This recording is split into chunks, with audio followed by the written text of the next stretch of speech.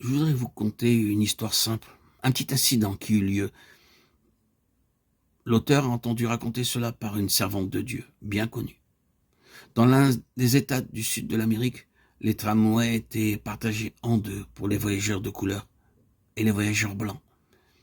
Et la réglementation au sujet de cette séparation était stricte. Grâce à Dieu, cette loi aujourd'hui n'existe plus.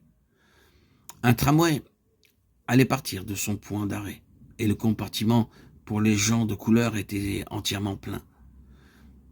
Le compartiment pour les blancs était également plein. Il ne restait qu'une place.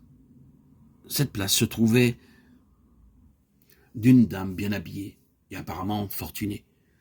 Un vieil homme de couleur, infirme et très pauvre, s'approchait du tramway en boitillant et pria le conducteur de le laisser monter parce que son fils était sérieusement malade et il devait aller rapidement le voir. Le conducteur repoussa le vieil homme disant qu'il n'y avait pas de place. Le vieil homme supplia encore pour être admis et fut durement traité par le conducteur. La dame se tourna vers le conducteur et lui dit « Laissez-le venir et prendre ce siège près de moi. » Le conducteur objecta en disant que c'était contraire à la loi. Mais la dame insista et fit valoir son souhait. Quand le vieil homme descendit, une autre femme dit d'un ton indigné à la dame « Pourquoi avez-vous permis à cet homme de couleur de pénétrer dans notre compartiment ?» La dame répondit « Je suis servante de Jésus-Christ et mon maître est daltonien. » Daltonien se dit aveugle aux couleurs en anglais. Une histoire simple et très touchante.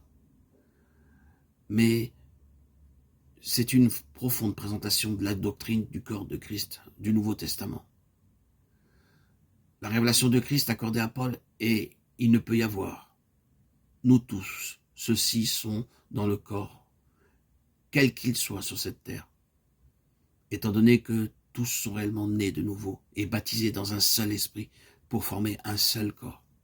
Il y a là le fondement pour se rassembler, surmontant les problèmes très réels liés à ce qui est naturel. Bien sûr, il n'y a réellement qu'une autre église véritable.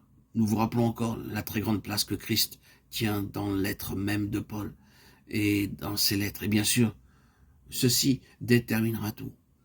Combien de choses auxquelles nous attachons une telle importance perdraient cette importance-là et descendraient précisément d'une première ou même d'une seconde place si nous avions vraiment vu le Seigneur. Quel changement dans la manière de parler et de se comporter se produirait simplement sans effort si nous l'avions vraiment vu par l'Esprit. C'est coûteux, oui ça l'est. Toute lumière véritable coûte. Ce fut ce qu'éprouva l'homme dans Jean 9.